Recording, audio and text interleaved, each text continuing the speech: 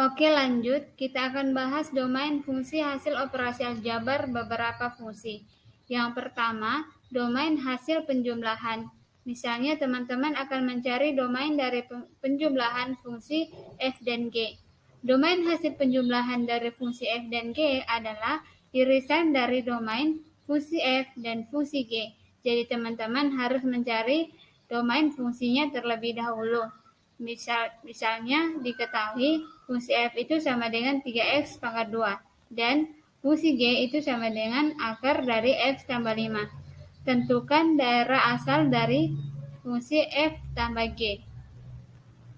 Yang pertama, teman-teman cari dulu domain dari fungsi f. Fungsi f itu kan sama dengan 3x pangkat 2. Di sini ada pengecualian tidak? Kalau x pangkat 2 itu berapapun nilai x-nya tidak masalah. Jadi domain fungsi f itu semua bilangan real. X di mana x anggota bilangan real. Kemudian untuk fungsi g. G itu sama dengan akar dari x tambah 5. Nah, untuk akar ada syaratnya teman-teman. Isi di dalam akar itu tidak boleh negatif.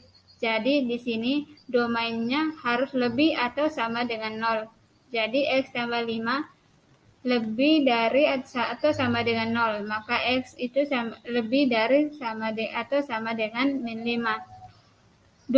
Jadi domain G adalah x di mana x lebih dari atau sama dengan min 5 dan x elemen bilangan real.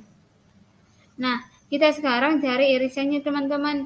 Kita buat garis bilangan agar teman-teman bisa melihat ilustrasinya. Yang pertama, domain dari fungsi f. Domain dari fungsi f itu semua x di mana x anggota bilangan real. Berarti semua yang ada pada garis bilangan itu adalah domain dari fungsi f.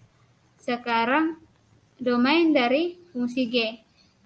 Negatif 5 itu berarti ke kanan garisnya. Dari min 5 ke kanan. Nah, irisannya adalah daerah yang